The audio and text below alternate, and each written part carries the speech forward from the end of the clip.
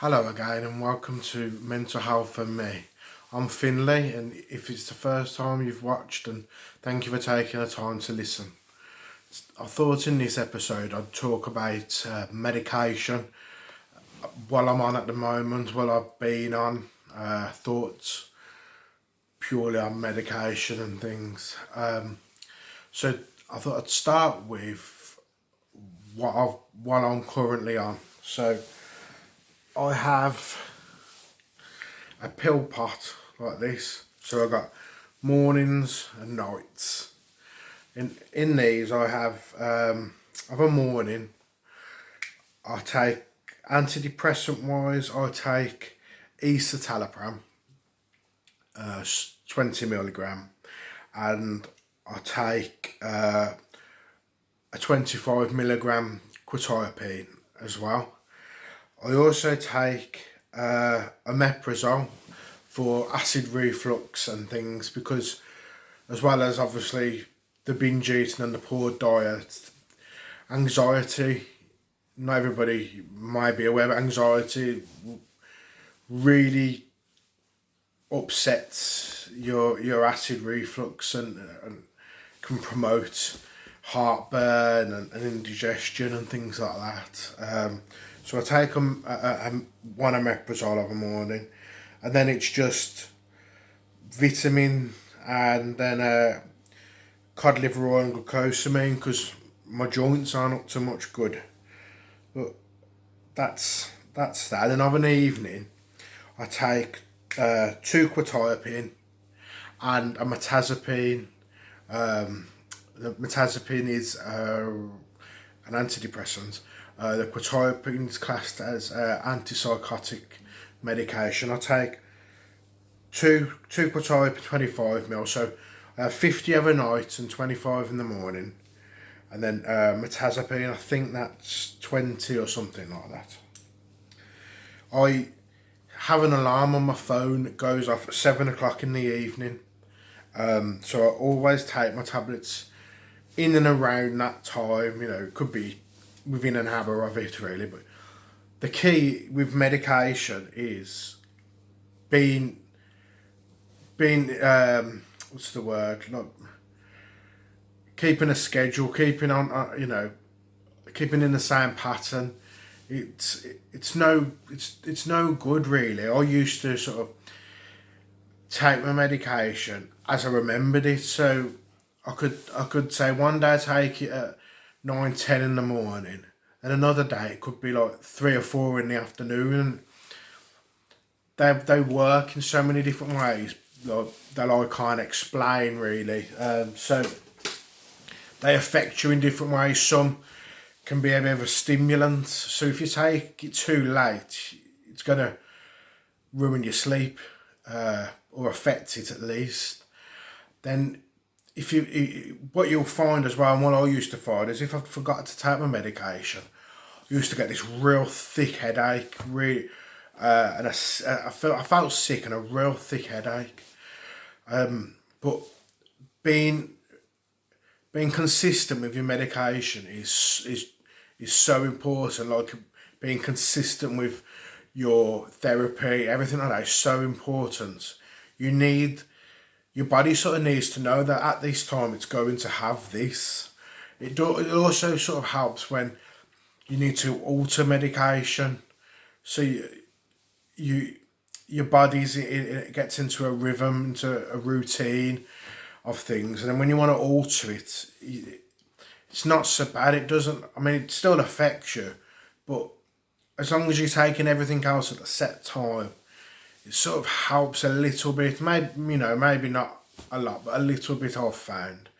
But yeah, I mean, always keep on top of your medication. I mean, I've got a fantastic doctor. She's been amazing for me. I'm lucky that, like, if I think something's not quite right and I do a bit of research on it myself, she'll listen. And she'll tell me yes or no, and if not, why not. Maybe it interacts with another tablet I'm on, because one tablet can do something and then another tablet might block it, and you end up taking them, and neither of them are doing anything because they're blocking each other. So you have to work through that.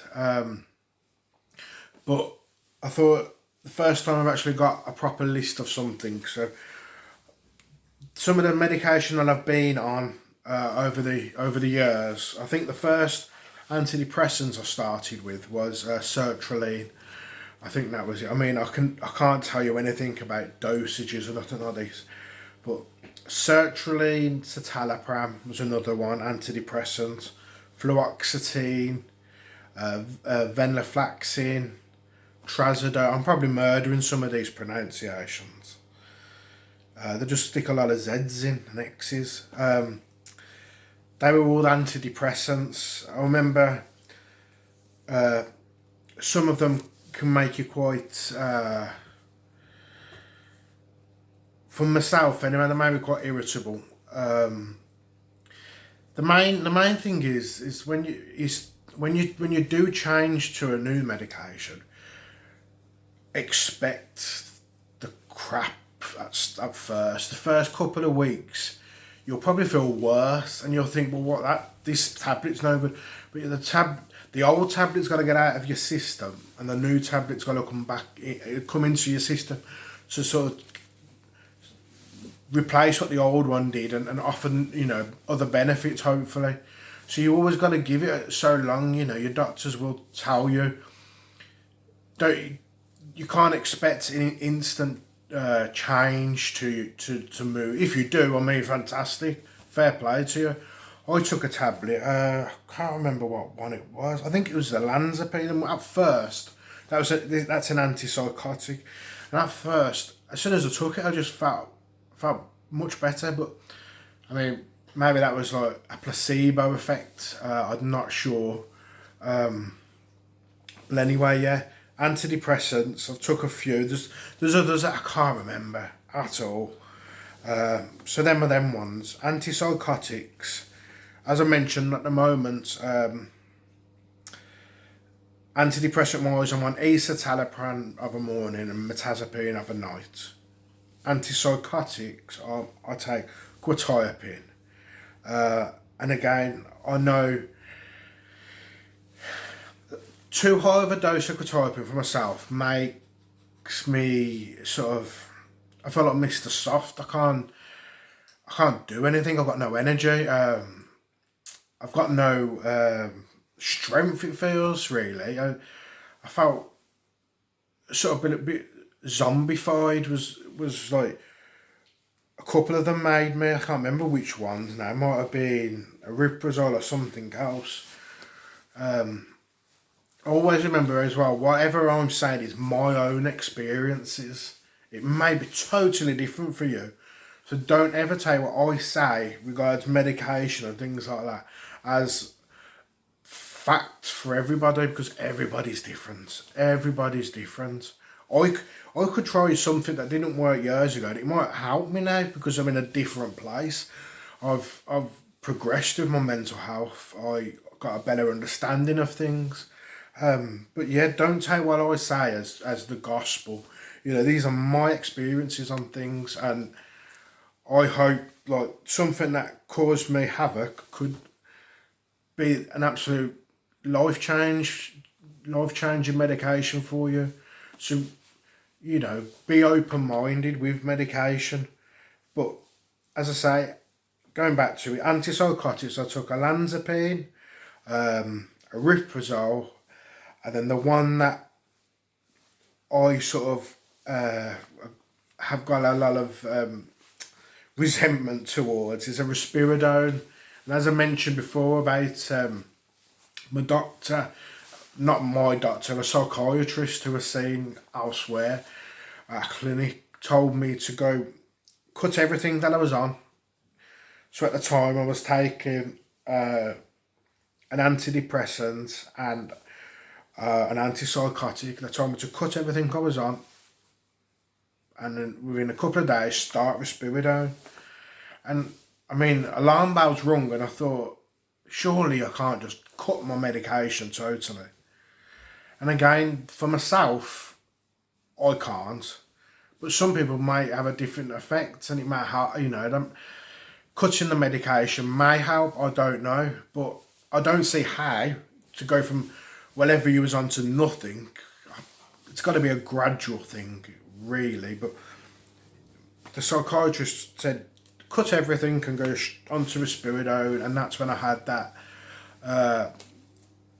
the paranoia and the paradoxical reaction to it, and where everything just went absolute bananas, and I'll just still suffer the consequences from that. We need 4 years on, with my intrusive thoughts and things like that. But again, that tablet, when you look online about it, it's helped so many people. So just because I had a bad effect, it could have been because I went cold turkey and everything else. It could have been that the dose was wrong anyway. It could just been how my body at the time reacted, and if I took it now, it might help me. But don't take what I say as the rules. It's not, risperidone is a very well thought of antipsychotic medication. So, don't be scared of it. And then also, I do plan on doing a video regards talking about sleep and its effect on myself and everything.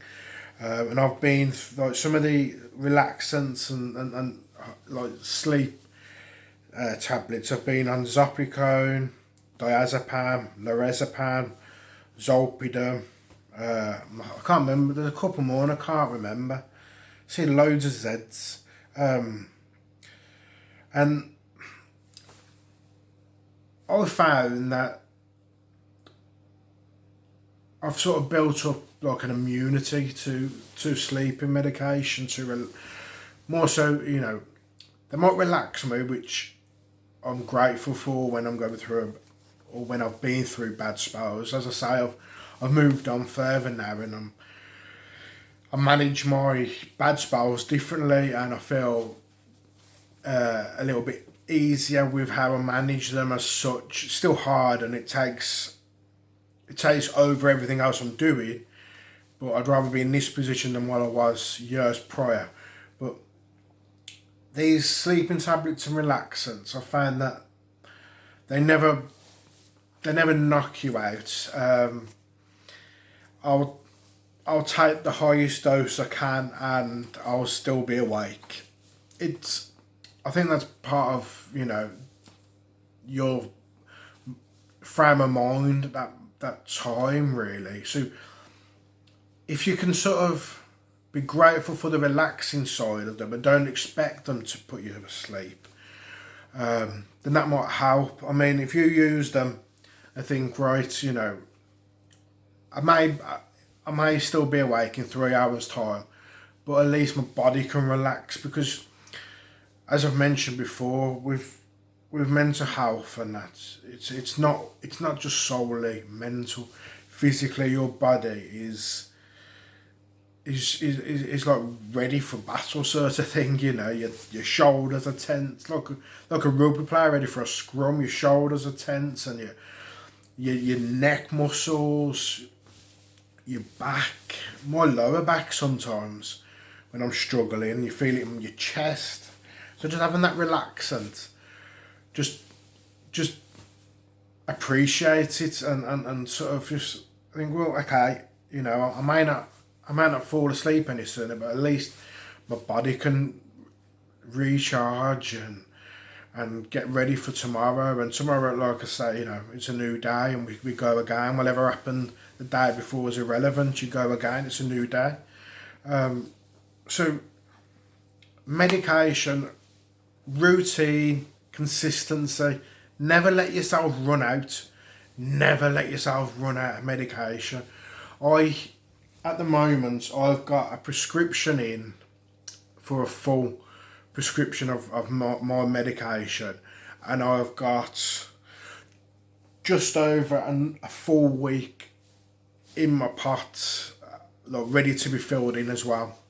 So I've got enough to last me from now till probably the middle of the following week, but I'll have my prescription next week anyway. So I've got like a week in hand, because there'll be some times when, more so with the omeprazole for the acid reflux, when going through a real bad time mentally, the anxiety builds and everything like that. I end up having to just double my dosage for my omeprazole. Maybe if I take 2 in the morning, or I'll take an extra 1 in the morning, I'll take 1 at night ready for bed, so I don't wake up choking and things. But no, always keep on top of your medication. Keep a track of what you've got. Use tablet pots when you go away. Take them with you. Always keep on top of your medication. No matter where I go or what I'm doing, I take my medication. Even if I'm going for a big heavy drink on the night before and staying over somewhere, I'll always have my medication. And I know you say you shouldn't drink on certain tablets, but we've got to enjoy ourselves somewhere. So yeah, always take my medication no matter what. If you forget it, take it. Unless you speak to your doctor and you know that certain tablets might be more stimulating. So if it gets too late, you know, you may be better off waiting until tomorrow. But if you can sort of take it at the same time every morning, if you take one of it in the afternoon or of an evening, same time, everybody's got smartphones nowadays. You can set reminders and alarms. There's no excuse. Just set an alarm on your phone. Mine bleeps 7 o'clock. Take my tablets. I don't need it, the alarm, because I'm not used to it now, but I still keep it. Just in case at one time my mind slips and I'm doing something, or, you know, might be out and about. Just let the alarm go off. When I get home, I need to take my tablets. As soon as the first thing you do when you get home, take your medication, that's fine. You know, it doesn't have to be 7. You've got to take it at 7:01 at the latest. As long as you take it evening, morning, afternoons, whenever. You've got to be consistent. So I've gone on a bit, I've rambled a bit, but as I always say, thank you for watching, and if you're struggling with anything, please talk to somebody.